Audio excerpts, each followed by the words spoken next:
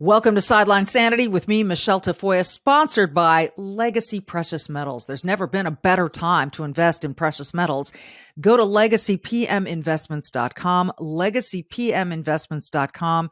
We are so grateful for their support. They keep us moving ahead with all of these episodes. So if you like Sideline Sanity, and I'm assuming you do because you're here, give Legacy Precious Metals a chance to help you with your investments, your long-term retirement plans and investments, your 401ks, your IRAs, legacypminvestments.com. We thank them for their support. Money has never been a bigger factor in America than it is these days. Most of us are feeling like our budgets are crunched. Inflation, gas prices, all of it, grocery prices. We're just feeling the squeeze of it. And it's everywhere. It's everywhere from New York to California to Minnesota. Midterms right around the corner. And these are critical elections. Your vote has never been more valuable, more necessary to determine the shape of the future wherever you might live. Here in Minnesota, a young man, 36 years old, named Jim Schultz, an attorney, is running for Attorney General of Minnesota. He is facing off with Keith Ellison, one of the most connected career politicians in America, who supported defund the police, who supported cashless bail, and who has overseen one of the biggest scandals feeding our future, $250 million fraud, in the history of this country. And so this should be a slam dunk for Jim Schultz. Will it be? We don't know. Like I said, Keith Ellison is very well connected. But things ain't going that well here in Minnesota, just as they aren't going well in other places like Philadelphia and Los Angeles and San Francisco and New York, where attorneys general have turned their backs against common sense law and order. Why is this happening? And can Jim Schultz be an answer in the state of Minnesota? He joins me right now. For nearly 3 decades, she's reported the action from the sidelines. She started very young. She's covered the NBA, NFL, Olympics, and the college football and basketball national championships.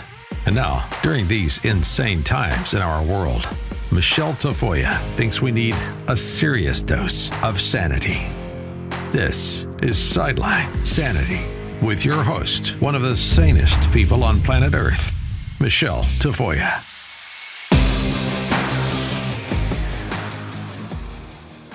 As promised, Jim Schultz, our guest, running for Attorney General of the state of Minnesota. Welcome, sir. I appreciate you taking the time. Well, thank you, Michelle. It's an honor to be on with you. Well, it's, as I tweeted out to my followers, if you have an open mind and you're curious, please tune in and find out a little bit more about Jim. This is a long form. This isn't a commercial. This is a long form kind of getting to know you session. I know you're a Harvard Law guy, constitutional law. What made you decide to run for office? People have a lot of different motivations. Yeah. Well, in a lot of ways, it didn't really make sense for me. I've, got 3 little daughters. They're 7, 3, and 1. I joke that my wife and I haven't slept for about 4 years, and you probably won't for another 15 or so. So just know that. Exactly, that's right. And I was in a comfortable spot professionally, but my wife and I just kind of felt called to step forward. We felt like we were losing the state we had known and loved, and starting with the extraordinary violent crime here in Minnesota. And it's easy to get caught up in the stats, the 100 murders in Minneapolis alone last year, 750 carjackings.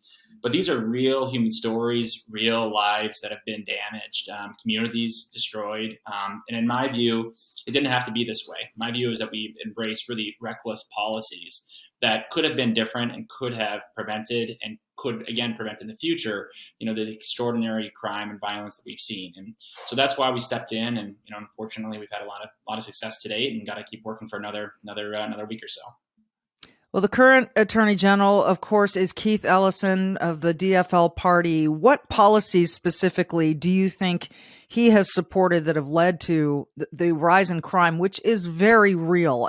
I don't understand. I got teased the other day on Twitter for being, quote, obsessed with crime. Yeah. And well, gee, I'm really sorry about that. I don't like to see my fellow Americans getting hurt. So, and I am a very protective mom. So this stuff should matter to everybody. It's right. It's right. I mean, it's a real, I mean, these people who dismiss it as though it's, it's just people being overly concerned. I mean, there are neighborhoods in Minneapolis that have become shooting galleries. There have been, 750 carjackings in one city. I mean, in a carjacking, that is incredibly serious. That scars somebody for life. And so, to answer your question, there's a number of things. Number one, he got behind the defund the police movement. That movement, of course, started in Minnesota, and he got behind it by backing the Minneapolis Charter Amendment. And what that was going to do was essentially eliminate minimum staffing requirements for the Minneapolis police force. So effectively, it was a path to defunding Minnesota's police. In my view, that was incredibly reckless and wrong for the chief law enforcement officer of our state to get behind that. I mean, not only should he lose re-election for doing that, but he should spend the rest of his career apologizing to Minnesotans. There are a few things more reckless and extreme than proposing to defund the police, and yet he did it. There's other policies that he got behind, this no bail stuff, where criminals are not held on bail, or there's no cash bail. And we've seen how that's affected so many cities around the country, from New York. Is that in effect in our state at this point? Yeah. So, for example, in Hennepin County, the county in which Minneapolis is, as you know, there's 19 crimes now for which the county attorney is no longer requesting or no longer demanding cash bail. Just 19 categories of crime that they just have said, we're not going to demand bail on this. That is unacceptable. That is absolutely unacceptable. And Keith Ellison was a supporter of that. He was also a supporter of the Minnesota Freedom Fund, which many people will know, bails out violent criminals with donor money. I mean, again, it's policies like that have let out criminals onto our streets, and also just communicated generally to criminals that they're not going to be held accountable for their actions. That is unacceptable. We have to make clear to criminals that there will be serious consequences for serious crime. And unfortunately, the opposite has been communicated these past several years. What do you think have motivated? Obviously, the George Floyd murder happening right here in Minneapolis triggered a tsunami of events. Yeah. And we can talk about that particular day and the weeks that followed. I'm just wondering how the knee-jerk reaction of going from a police force to defunding the police made sense to anyone. What do you think the motivation was there? Was there any good intention, or was it simply a backlash against this event? Yeah. Well, I mean, it of course did, come out of the horrendous murder of George Floyd, as you point out. I mean, and he was murdered, and the police officer who killed him, Derek Chauvin, was appropriately prosecuted for murder. But alongside that, I think a lot of people just got behind these really terrible policies, and it's interesting because they didn't come organically from these communities that really felt the scourge of racism and things like that. They came from oftentimes just wealthy, entitled elites who got behind this, and you saw it in that Minneapolis Charter Amendment that I mentioned. You saw it. Some of the neighborhoods that have felt the crime the most over these past years, precincts in North Minneapolis, substantially Black communities voted in like 70% against it, because they know they may have deep concerns about the way policing is done and things like that in Minneapolis, but they know that they need police on their streets. And so we had a lot of these people, the kind of, everybody from the kind of the sociology folks at the University of Minnesota to these, to the Minneapolis City Council and others who are so out of touch with reality that they can get behind a policy like that so evidently will harm the people that will harm the most are low income, majority minority neighborhoods. And that is immoral. That is immoral to embrace policies that will lead to such violence and destruction, especially for those who are most vulnerable. I'm looking at your website, and the top issues that you have, public safety is number one. Yeah. And to me, that is the number one job of any public official, is to keep citizens safe. Yeah. How quickly do you think, if you win, Yeah. you can turn things around, and how would you turn things around? Yeah, well, it starts on day one, and I think we can make a dramatic impact very quickly. Number one we have to do is hire dramatically more criminal prosecutors into the Attorney General's office. Believe it or not, there's only 3 criminal prosecutors in an office of 150 attorneys. We have to need dozens of criminal prosecutors to support county attorneys aggressively prosecute crime again. And Why are there so few right now? I'm sorry to interrupt, but that's striking to me. Why are there so few? It's just not a priority. I mean, this is an office that is focused on and suing businesses, things like that. And sometimes that has merit. Sometimes businesses commit wrongdoing and things like that. But it's entirely on, you could call it the regulatory side of the office. That's their exclusive focus. And so they've allowed the criminal division just to atrophy down to just this current pittance of an attorney, of a set of attorneys. And we can't have that. And so we've got to communicate again that crime will aggressively be prosecuted. Alongside that, we need to change the tone in our state. Right now, we've spent 4 years attacking, vilifying police, and emboldening criminals. We need to do the opposite. And right now, I mean, part of the reason Minneapolis is down a few hundred police officers, a substantial percentage of their police force, is that, and that is true for a lot of cities around our state, where they just don't have the number of police they need to keep people safe. It's because they've been maligned, slandered, and vilified by the media, by so-called public leaders. We need to, again, publicly articulate from the top on down, from myself to the governor and otherwise, that law enforcement is going to be supported going forward. Law enforcement's we're going to partner with them to end the violent crime on our streets, that these are true heroes putting their lives on the line every day, and that the way they've been maligned and slandered these past years is an absolute disgrace. And so we've just got to reset the tone in our state going forward, and that will give people confidence to again start coming back into their communities. That will send a message to criminals that again they need to stop. They need to change their conduct, or otherwise they will go to prison. And so that in itself will make a big impact. And then we need things like legislative changes that I can go into in more detail, but to make penalties harsher in some instances, to give more resources to police and so forth. I will tell you this quick story. When I was still doing my NFL job covering teams, we had a game in Minnesota. I always love the home games. And we were driving into the stadium, and there were a couple of Minneapolis Police Department officers sort of at the entry that we drove into. Yeah. And I saw the look on the guys. The guy looked like he had just been beaten to a pulp emotionally. And I said to him, how are you doing? And he said, we're hanging in there. And another guy walked up, another Minneapolis police officer walked up next to him, and he said, look, between the two of us, we have over 50 years of experience. We're not going anywhere. Yeah. But they were troubled. They felt it, and you could just see it on their face. And it made me sick. It made me sick. And yes, Derek Chauvin's behind bars because he killed a man. Yep. And that's the way that this should have gone.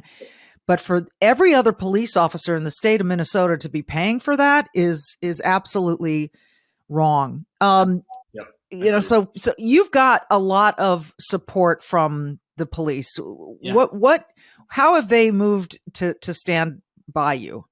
Well, that's probably among the things that I'm most proud of in this race. We probably have more support from law enforcement than any candidate for any office in the entire history of Minnesota. I'm endorsed by dozens of county sheriffs who they usually stay on the sidelines because they're nonpartisan officials, things like that. But we're so troubled that they stepped in to endorse me.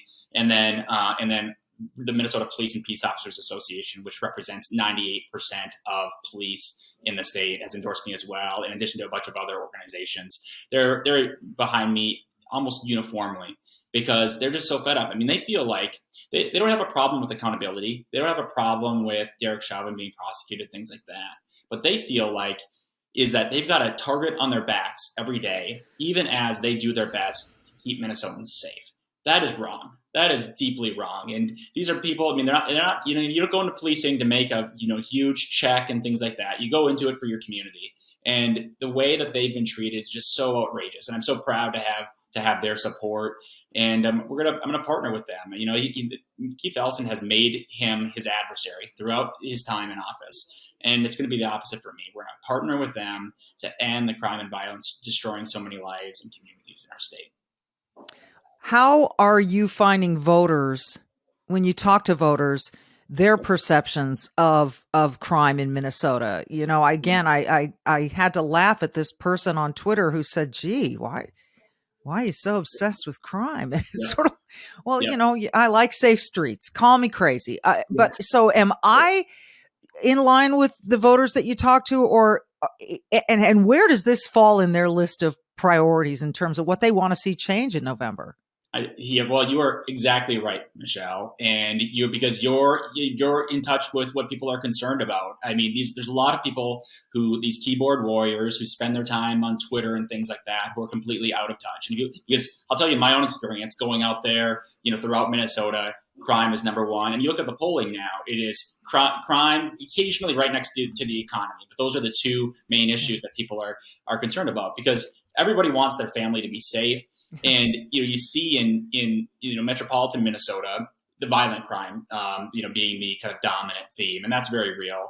It's very, very real in greater Minnesota as well. But you also see really concerns around drugs. The fentanyl that's pouring into our state. I mean, this is something I did a roundtable down in Rochester, southern Minnesota, and a pastor was there, and he told the story about I believe it was a 16-year-old boy. He thought he was taking a Percocet.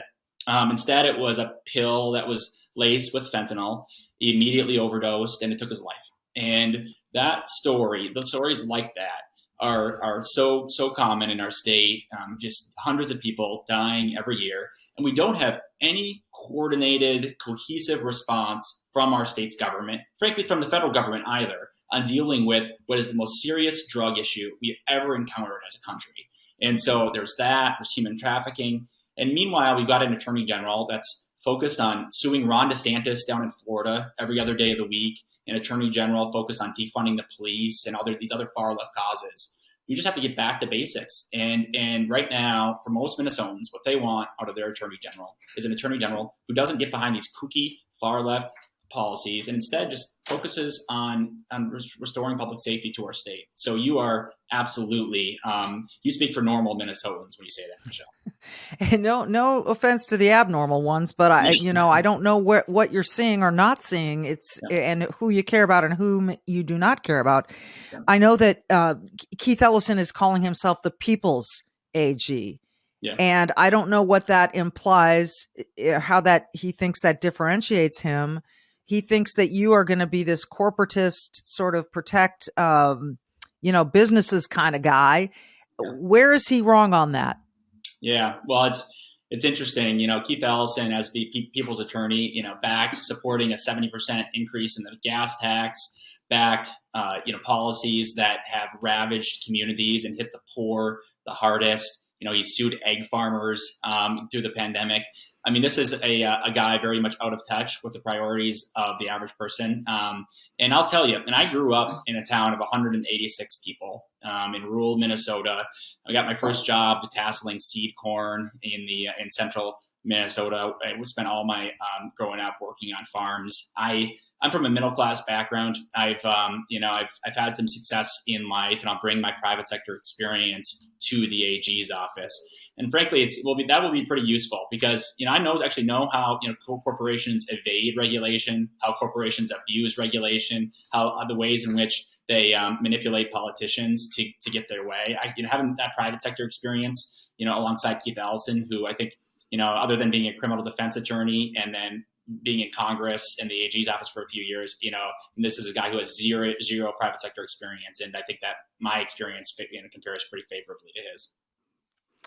Yeah, it seems to me that when you have to work in the private sector, you find out how companies compete, how things get produced, how budgets get met, and things are a little bit more strict, if you will, than in the public sector, where a lot of that, sadly, gets overlooked. I want to take a quick break, Jim, and then I want to talk to you about the big scandal here in Minnesota and how this could possibly have happened to the tune of $250 million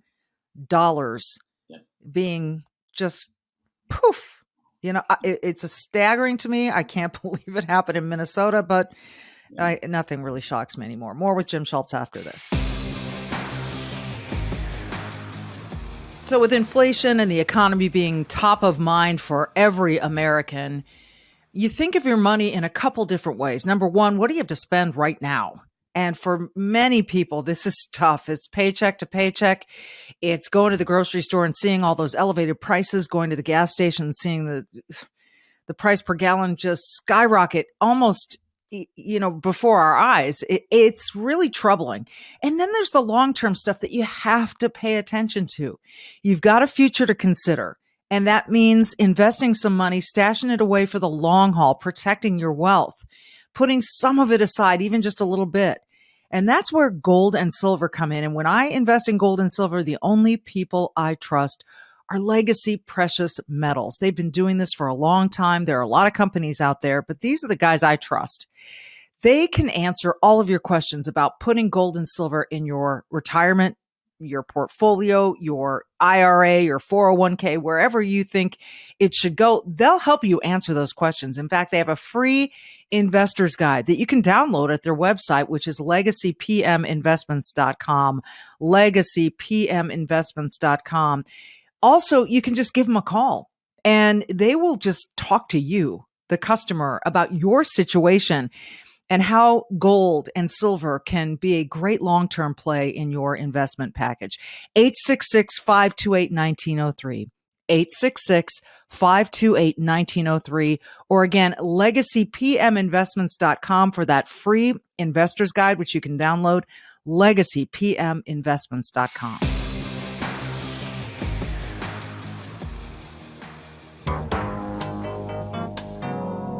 Why not add a little Law and Order music to the bit?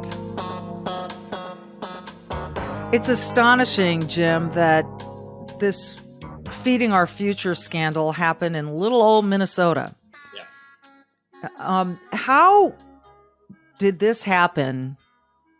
$250 million worth of fraud. Yeah. $250 million. Yeah. How can you nutshell this event for people who are kind of confused about what happened and where we stand right now? Yeah, for sure. And just to give the kind of high level background. So $250, one nonprofit that was supposedly feeding kids through the pandemic. It was a program funded from the federal government through Minnesota's Department of Education. And it was meant for kids to feed kids through the pandemic who are out of school and so forth.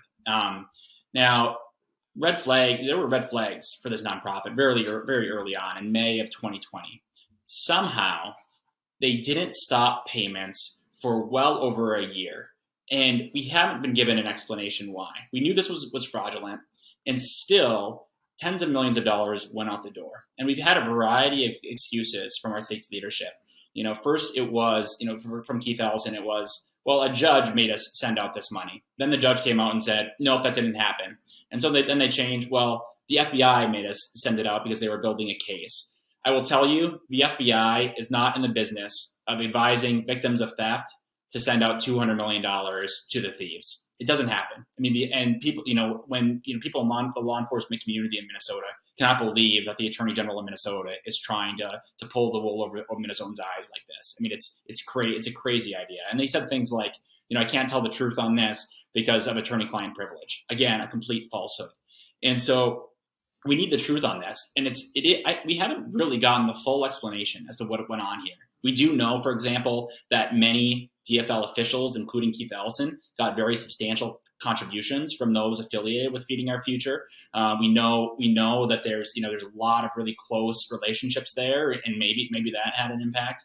But we haven't been given an answer. But what we know is that there was extraordinary incompetence here. And then we also know, coming out of it, as they try to explain away that incompetence, there's been lots of dishonesty, just one lie after another. And Minnesotans deserve better than that. We deserve to be able to trust our Attorney General. And it's just been one lie after another, and we can't have that. It's staggering. Basically, people put up these false fronts. They'd have a location and say, we're going to feed kids here. And they'd fill out these fake names and ages of kids they were purportedly feeding, asked for money to pay for the food in exorbitant amounts. Yep. And this just kept happening. So this is through the Minnesota Department of Education. It's just, it's really, really troubling to me. I guess where does it go from here? Because we know that the federal government is doing and is trying all these people. I think they're up to 48 or 50 people now that were part of this scheme. Yep. So does the state of Minnesota have any way of reclaiming anything, respectability, first of all, in the Department of Education, any of it? How would you proceed with this if you were elected? Yeah, it's a very good question, because all Keith Ellison appears to have done is make a phone call to the FBI and then wash his hands of it, and we've got tons of state level resources we could bring to bear on this. So, for example, in addition to committing federal crimes, these people committed state crimes. We can bring cases against them once they're prosecuted for federal crimes, make sure that they get the full penalties that are due to them. We can seize assets. It took Ellison a long time. He could have, it's highly technical, but he could have put Feeding Our Future into receivership, basically to halt cash going out the door to once it became evident it was fraudulent. He could have seized those assets. He didn't do it, and now so much of this money is lost. But what we can do is continue to aggressively pursue obtaining those assets alongside the federal government. And then we can also, on a go forward basis, there's only, Minnesota, what a lot of people don't know is the Attorney General oversees all nonprofits in the state of Minnesota. We need actually an Attorney General's office that is resourced in a way. There's only a handful of people doing this right now for 40,000 nonprofits. And we have to make sure that we are adequately overseeing them. And that's one key thing we'll do when I'm in the Attorney General's office. But it's crazy. As you point out, $250 million goes out the door. And then we've got our governor and attorney general saying this was a success. They're literally saying that this was a success. And we talked about people being out of touch earlier. Again, extraordinarily out of touch. One of the things that concerns me, and I know people are going to go, oh, she's crazy, but I really do worry about election integrity. I believe Joe Biden was elected president. I do. Mm-hmm. But it seems to me that the COVID pandemic provided opportunities for so much fraud. I think a lot of it is very hard to prove. I think that maybe there's always been voter fraud in the United States of America, and it's nothing new. I wonder what your concern is about that whole, not only on the federal level, but on the state level. Mm-hmm. This notion that somehow votes can be harvested, they can be gathered in a way that is not on the up and up. Yeah. Well, this goes way back. Concerns about the integrity of our elections go back to both parties, elections in 2000, 2004, 2016, and of course in 2020. And we have to make sure that all Minnesotans, all Americans, Democrat or Republican, can fully trust our elections. One thing that I do believe is that in 2020, when like a lot of attorneys general and secretaries of state around the country, Keith Ellison and our current Secretary of State got together with a judge, and they entered into what's called the consent decree, effectively to amend Minnesota state law for the duration of 2020. We can't have that. We can argue about what our election laws should be and things like that. But our changes to our election laws should come from a legislature and a governor. They should not come from two people who have no legislative authority changing our election laws. And that, I think, sowed in a lot of people's minds distrust. And we can't have that. We have to ensure that we're doing things that enhance trust. And so, I think that's just one representative example of the ways in which where trust has been undermined. We can't have that. This is kind of a broad question, Jim, but I think, you just used a word, trust, that is really an important word these days because it's diminished in so many of our institutions. We don't trust our news media. We don't, some people don't trust the Supreme Court. Some people don't trust the President of the United States. Some people, we could go on and on. Yeah. So I'm going to just ask you, on behalf of all Minnesotans voting, why should we trust you? Well, I'm going to fight for everyone, black, brown, or white, rich or poor, every color, every walk of life. I'm going to fight for everyone because Minnesotans need a fighter for them. And this is, I grew up in, as I said, rural Minnesota. I came from a middle-class background. In a lot of ways, this race made zero sense for me, but I got into it because I felt like Minnesotans are hurting. And I will tell you, going around the state, it's just so evident how much people are hurting, whether it be the violent crime, the drug problems, the mental health crises of people coming out of the COVID pandemic and so forth. So many different things. And my promise to Minnesotans is I'm going to fight for everyone. And, I'll be very honest. I'm not a politician. I've been in politics now for 9 months. I won't be perfect. But I will work my tail off for every single Minnesotan. I've been fortunate to have some success in life. Worked at 2 of the best law firms in the world. But what I'm really proud of is that I've stayed grounded. I'm most proud of my 3 daughters and my beautiful wife Molly and what we've built there. And I'm gonna be somebody who is fighting for families like mine, for every Minnesotan. And we're just going to keep working hard to deliver that. And so that's why I would ask for everyone's vote. Yeah. It's this is a time where, again, mistrust is so prevalent. Yep. And you seem like a trustworthy guy, but of course there are the haters out there who are going to say, "Oh, he looks like he's in high school. He's never tried a case. Yeah. He's and so." I just want you to have the opportunity to make your pitch and to counter all of that. It's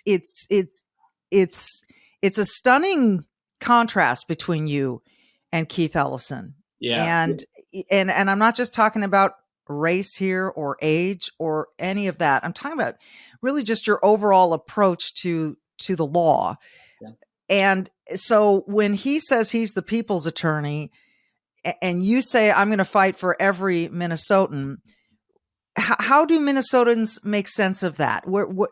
Again, if you can pinpoint where you differ from Ellison, not just in the past of what's happened, but going forward. Yeah.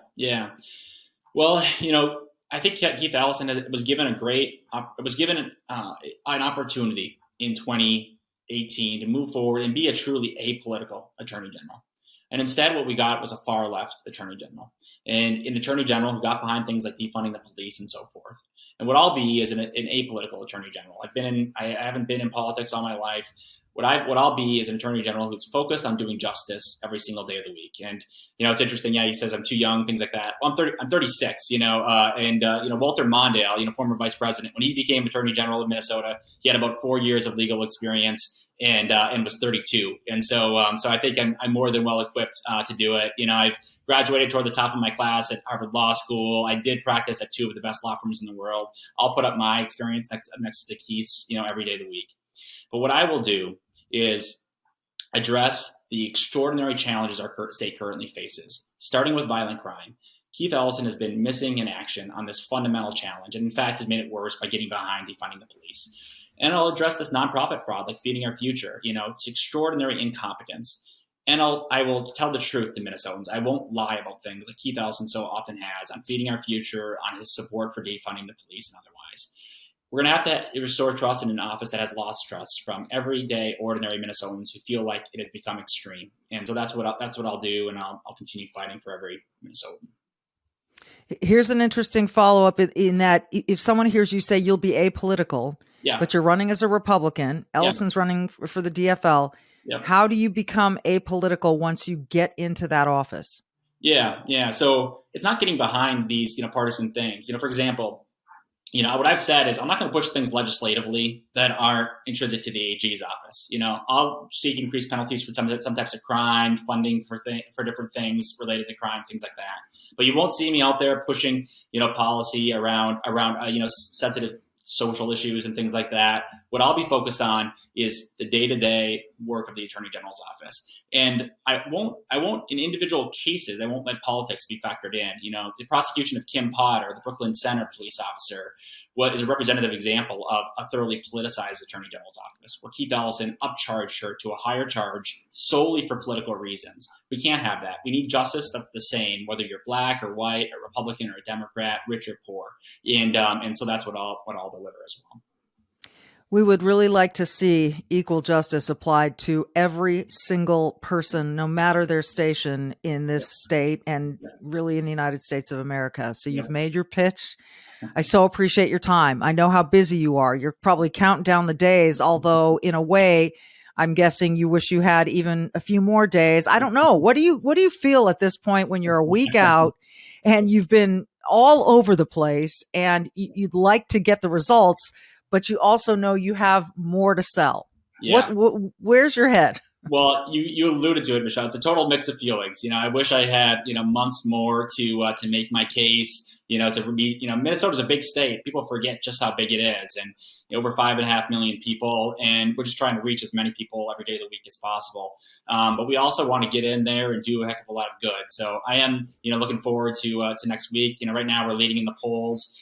We just got to keep fighting for another 8 days. And just, and get it done. And so, we just got to keep at it. And, folks can check us out online at jim4mnag.com, jim4mnag.com, and people can donate if they're so inclined. We just got to keep at it for another little bit. And I'll say my wife, Molly, is probably ready for it to be done in 8 days, as are my daughters, but we're just going to keep working hard for that period. Well, you haven't slept for so many years. Why start now? Yes, Because like I said, it doesn't get any easier. Yeah. In some ways it does. In many ways it doesn't. Yeah, but you're at a great stage with your girls. Best of luck to you. Look, I know that people are going to just look at me and say, we know where you stand. Yeah, I do. Yeah. But I like to amplify sane people, Jim. And you strike me as a very sane, even-keeled, honest broker. And so I'm happy to have had you on. I'm going to invite Keith Ellison on too. I don't know that he's going to accept my invitation, but I'm going to ask him. Sure. So I believe in having these conversations. Absolutely. So thank you for joining us here on Sideline Sanity. Thanks everyone for listening. As always, be brave, stand up to bullies, do good, and keep listening to Sideline Sanity. Happy to talk once again with Charles Thorngren, the CEO of Legacy Precious Metals. I think it still is confusing to people, some people, as to why a precious metals investment would be a worthwhile one, particularly at this time when they're thinking, I'm doing all I can to put gas in the car. Why is now a particularly good time? And we'll go from there to how small of an investment is worthwhile for someone. A great question. And I think the importance of why really comes into the fact that we have to save for ourselves, whether it's a little here, a little there, whether it's making it a plan and putting out so much a paycheck, whether it's making sure we fund our retirement account. We have to realize we are responsible for ourselves in the long run. You mean that no one else is going to ride up and save us, on some white steed? It ain't going to happen. It ain't going to happen. And anyone who's promising to do that is getting ready to take advantage of you in some form or fashion. Yeah. And so if I'm an investor, a potential investor, and I'm looking at Legacy Precious Metals and I'm saying to myself, yeah, this sounds smart. I don't have a lot to spend. What would you tell that person? I would say, do what you can. If you never start, you never get there. So the most important step you can take is saying, I'm going to take care of myself and my family. I'm going to make it a plan. I'm going to take action. I'm going to start in the way that's comfortable for me. That's the important thing. The first step is always the hardest. But once you take that first step, the second step is easier. And then you're moving. And then once you're in motion, it's hard to stop you. So that first step, most important step. I always tell people they can call and talk to an IRA expert or check out the guide that they can download for free, the Investor's Guide. What is the number one question that you get from people who are first-time investors? The biggest question I get is this right for me? That is the question. And that comes from everyone. So everyone's asking the same, is this right for me? And yet we're all so unique. And yet it is a sound investment for just about any portfolio, isn't it? It is. Even though we're all unique, that uniqueness is going to tailor the way we begin the investment. Okay. But we're all in the same situation. That's the one thing I think we seem to forget in today's society. Whether you agree with somebody or not, we're in this together. America is in this transition that we're in right now. We're dealing with the same issues. Some people like them, some don't. But we're all in it together. right? So the need is the same. How we prepare and how we invest is what changes from person to person. But we all have that same need. It's a great point. And again, I encourage people to just make the call, pick up the phone. That step is always the hardest. I'm not sure why that is. In any kind of effort that you make in life, whether it's weight loss or exercise or investing some way to better your life, it always seems like that first hurdle is the challenge. But when they call, who are they going to talk to? What's going to be on the other end of the line for them? Great question. You're going to speak with one of our customer representatives, and their job is not to sell you metals, right? We have a much different approach. We're going to answer all your questions. We're going to show you what options you have. And on the rare occasion, this isn't right for you, we're going to say, this probably isn't right for you. We have a gold company here, but I say it all the time. What we actually deal in is customer service. We want each and every individual that calls to get the answers they need to be able to make the decision that's right for them. And we want to do that in a way that's not pushy, that's not salesy. And that's what makes my team so special. We care about each and every caller. And we're going to show you what options you have, and then you get to make an informed decision. So don't be afraid of the phone call. It's the best thing you can do. And this is why I am so honored and I feel privileged to be sponsored by Legacy Precious Metals. They're the ones that I'm going to deal with. And I encourage you to pick up the phone, give them a call. Even easier, go check out their guide. It's a free investor's guide at legacypminvestments.com, legacypminvestments.com. But as you said, Charles, pick up the phone. You're going to talk to someone who can answer your specific questions and get the ball rolling, get started, do something that is a long-term play for your family's benefit. Charles, it's always great to talk to you. Thank you so much. Oh, it's my pleasure. It's always great to be here.